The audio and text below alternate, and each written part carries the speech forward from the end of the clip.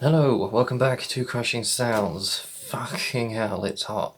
Jesus Christ. In case you don't know, if you miraculously found yourself over here from a long way away, we're in a bit of a mini heat wave going on in the UK right now, particularly in England. It's 30 odd degrees today, it's going to be even hotter tomorrow, which is very hot for the UK. Hopefully it won't last too much longer. We've got a virus to tackle and all. So, anyway, welcome back to another album review, trying to keep up the momentum. As you can see, we've got a very big release to talk about this time.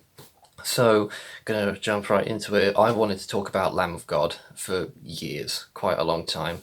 For context's sake, I started Crushing Sounds way back in 2016. It was a simple website I threw together on Google Sites, and it consisted of written album reviews. Of course, recently, as you know, and you are watching, I've made the jump into video reviews on YouTube, and with about the same levels of production, as you can tell. Only the top quality production equipment here at Crushing Sounds.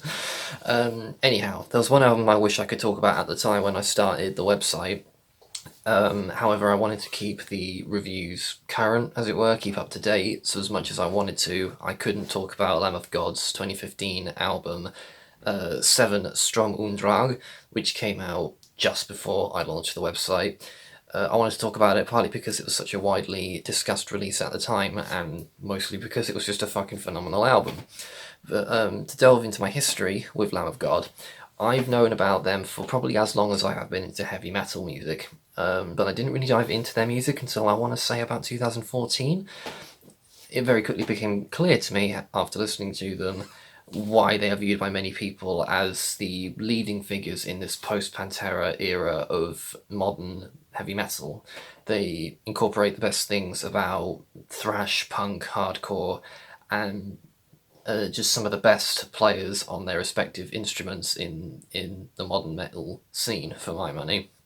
You'd be hard pressed to find a metal fan who, to some degree, doesn't admire Lamb of God as musicians. I'm sure those people exist somewhere who don't, but whatever, they're not the subject of this review. I think my first foray into their music was probably the album Ashes of the Wake. I can't say for certain, but that's probably a good assumption. That's often considered to be their magnum opus, and for good reason, it's amazing. But I also bought the 2012 album Resolution after seeing an old review from Metal Hammer journalist Dom Lawson, which was uploaded to YouTube at the time. I, of course, loved both of these albums, even though some people have soured on Resolution in recent years. I don't really know why. I mean, the singles on that album are amazing for a start, but whatever. That being said, I haven't heard all of their catalogue, and I certainly haven't heard enough to give an opinion on how their overall sound has evolved from the conception up until now. I don't even think. In fact, I don't even think I've heard New American Gospel at all. But hey ho, whatever.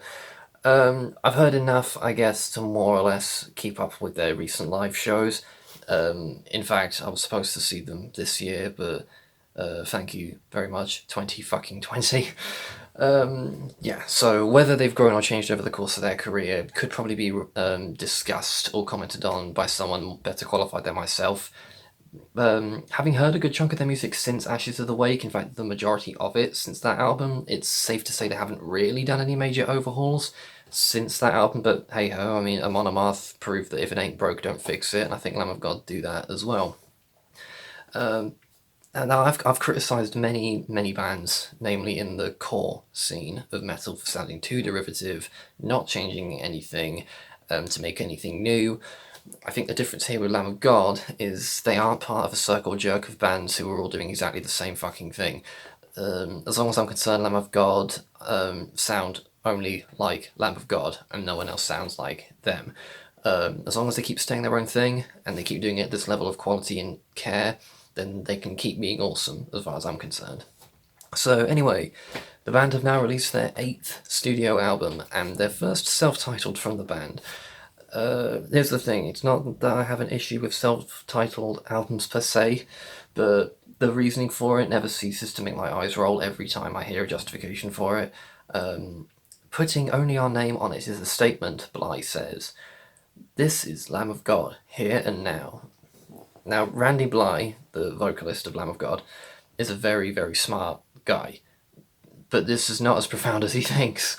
I've heard many, many bands give the exact same reason for making a self-titled album this late into their career. I've heard Killswitch make that case. I've heard Evanescence make that case. It's not new. And what, are you saying that your prior albums were not where your band was at that respective time? I don't get it, and it annoys me, but that's extremely petty, so I won't dwell on that anymore. So the album opens up with a track called Memento Mori, and I don't wish to be petty and ranty again, but this phrase is becoming dangerously overused in music, especially in rock and heavy metal. If for some reason you haven't heard the term Memento Mori before, it means remember you must die or be mindful of death. Something along those lines and it's a Latin phrase along those lines. I think it's Latin. Don't quote me on that. But essentially it's an acknowledgement of your own mortality, which is a fine enough subject for a heavy metal song, but using the phrase isn't as suave and sophisticated as I think it once was, so bands out there, be careful. Don't just throw Memento Mori in there to sound clever, because it's not anymore. That's a mini rant, 2 mini rants back to back, out of the way. The title serves its purpose, so it's fine. That's all that matters, I suppose. I'm scraping the barrel for things to take issue with this album, because musically, this album is fucking solid. All your trademark Lamb of God sounds are here, riffs, and more riffs, grooves that hit you hard as fuck in the gut, Randy's iconic vocals. You likely knew to expect all of this when going into Lamb of God album, but it's still their own and it's still amazing. That includes the first track. Unless I'm mistaken, most Lamb of God albums, at least the ones I've heard, they start with a bang. Lay to Rest, Walk With Me in Hell, Straight for the Sun, Still Echoes. They all go off like a rocket, right? This album starts very brooding. Low and eerie, clean guitars and bass, Randy bringing in his recently developed clean vocals, which he properly debuted in the previous album. I remember when Lamb of God said that their album number 7 would have more clean vocals on it, or clean vocals would be featured somewhere in it, and everyone was screaming that the band had sold out and they were all freaking out. Then the song Overlord itself was released and it was amazing. It was one of my favourite tracks on that album by far. It also was what Whitechapel said inspired them to throw in some clean vocals on their album at the time, which was weird. I haven't heard Whitechapel, so I couldn't tell you if that worked or not, but yeah, that was a thing. Anyway, back on topic. I love the intro to Memento Mori. I love a huge explosive intro. I'm a metalhead, we all do. But I adore slow, brooding intros as well, and this is a prime example of that. It builds tension and it gets you excited, especially if it's the opening song on an album, which it is here. It broods for a little over a minute, and then it suddenly kicks off into those Lamb of God grooves. And hearing the first Lamb of God groove on a Lamb of God album is a giddy feeling that I don't think anyone will ever get tired of. This is praise I give to the whole album. To be fair, the guitars are just fucking brilliant. Full of riffs and grooves that you can't help but bang your head to. Mark Morton and Willie Adler never fucking change. On the whole, very powerful, solid intro to the album. That being said, if you want the faster and more frenetic Lamb of God, not them at full speed, that comes up later on, the song Gears has that for you as well. It reminded me a lot of the song Desolation, fast, frenetic, headbang like nothing else, really. But of course, I can't go any further without talking about Randy's iconic vocals. It doesn't matter if he's doing harsh vocals, brooding vocals, guttural, or his newer clean vocals. You know it's him instantly. Nobody else sounds like him in all of heavy metal. He has, for my money, some of the best harsh vocals in the scene right now.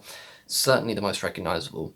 His monotone, brooding vocal lines are used first on the song Reality Bath, which is just a really creepy intro in general. That's a really cool song as well. Newcastle Hate, I fucking love. This song is amazing. It was released prior to the rest of the album, so it has had time to marinate in my mind more than the others, so to call it my favourite would probably be a little bit naive and a bit unfair, but it's so good. It's punchy, it's aggressive, and I love the chorus to death. It's my favourite chorus. How the guitar lines are used to lead into it and progress through it. Randy's vocals carrying it all through. It's quite hard to explain, but it's an awesome chorus, so go listen to it after you've heard this review. I really hope they play this one live. For Resurrection Man in my notes, the first thing I've written is bleh. And if you're into hardcore, you know that's a good thing. Lamb of God bringing their hardcore influences into this song, evidently. I've always knocked hardcore in my reviews in the past. People who've been reading and listening to my reviews for a long time know this. I normally can't stand hardcore. It's just one I've never really enjoyed. However, with how much I've enjoyed Code Orange of late, and some nudging from a hardcore fan that I know, Sam, if you're watching this, I'm trying to give the subgenre a bit more of a chance. That being said, I think I would have liked this song regardless. Yes, it has a slow beat down outro at the end, which screams hardcore. It's done in the interesting Lamb of God groove style, and Randy's vocals as well just sell anything really. Even then, it's not the first Lamb of God song to have a slamming beat down outro. Really, I mean, remember the song "Now You've Got Something to Die For," which is one of the heaviest outros ever. Interestingly, on this album, back to back, we've got 2 tracks with guest vocalists on them. The first song, Poison Dream, features Jamie Jaster, I think that's how you pronounce it, of Hatebreed and Kingdom of Sorrow. I would have thought he'd be better placed on the hardcore track, but whatever. I do think his role in the song, though, is pretty minimal. The song itself is fine, it's good. I don't think it takes advantage of of its guest vocalist. I think songs should take advantage of their guest musician. For example, I like the song "A Different World" by Korn, which features Corey Taylor. In said song, Corey is presented throughout most of the song, even if it's just in the background in the chorus. He then has his post-chorus moment to shine, but the rest of the song, his input is still in there. On this Lamb of God track, Jamie is absent completely until his moment later into the song, which makes his inclusion feel a little bit tacked on. He does participate in the final chorus, but why not include him earlier? I get that these massive bands have scheduling conflicts, so they might only be able to get him to do a little bit, but I don't know, it didn't feel like a collab, it felt like an Easter egg, as it were, like, oh, here he is. But personal preference, that's just how I prefer Gibbs musicians handled. Fortunately, the next song does exactly that. It's the polar opposite with polar opposite to Poison Dream. Do you like Testament? Then Roots is for you, because it sounds like Testament. Who better to feature on a Testament sounding track? Chuck Billy, of course. Unlike Poison Dream, Chuck's presence is felt during the entire song, and it makes it feel much more like a collaboration, and it is amazing. The guitarists of Lamb of God have expressed in the past that they are fans of thrash metal, particularly the classic thrash metal bands, so having a member of Testament feature on Lamb of God, I'm sure, was only a matter of time, and I think they had a good time doing this song. I hope they did. It's heavy as fuck, and it's very short and to the point. This is Lamb of God at full speed, pretty much doing thrash metal and doing it brilliantly. I'm trying desperately not to go on and dissect every single song on the album so this doesn't go on too much longer. There isn't, I think if this album is going to get criticised for something, there isn't necessarily anything massively game-changing here, or trying to reinvent anything. It's another Lamb of God album doing what Lamb of God do best, and to me, it's great for that and that alone. No, they don't owe a new sound. That's just really, really not... It's not a fair thing to demand of every single band all the time. The other criticism of the album potentially is the elephant in the room, which is of course the absence of longtime drummer Chris Adler. This, I know, was a huge blow to long-time Lamb of God fans, and many of them, I'm aware, have practically written this album off just because he's not in it anymore. I will confess I'm not a drummer, and I don't pretend to know the nuances in what makes a great drummer or a good drumming style. If, for example, Mark Morton on the guitar was absent from this album, I would probably notice, but that's because I'm a guitarist. I know what to look for in that regard.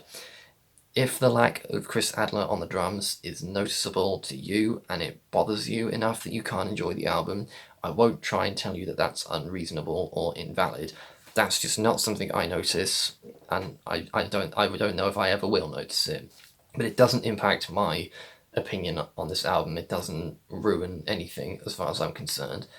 However, I will say, I do think the new drummer is solid, and he adds plenty of great stuff to the album. The closing track on The Hook, which is a really, really solid closing track, by the way, that's in particular has a really good display of his ability. There's even a cheeky bit of blast beats in there as well, which I know some of you will really dig up. I'm curious to see how the rest of the scene take to this album, because again, there's nothing radically new. It's Awesome Lamb of God that we've had for a long time, and that's very much going to depend on whether you've had enough of that yet, or whether you can't get enough of it like myself. For me, it's awesome. I've massively enjoyed it every time I've listened to it, and I've heard it many times. I'm hoping so much that their cancelled tour gets up again, so we can see these songs in all their live glory, because Lamb of God are also a tight live band. So fucking good. So yeah, self-titled Lamb of God number 8. Let me know what you think of it down below if you feel so inclined. Follow us on all the social media.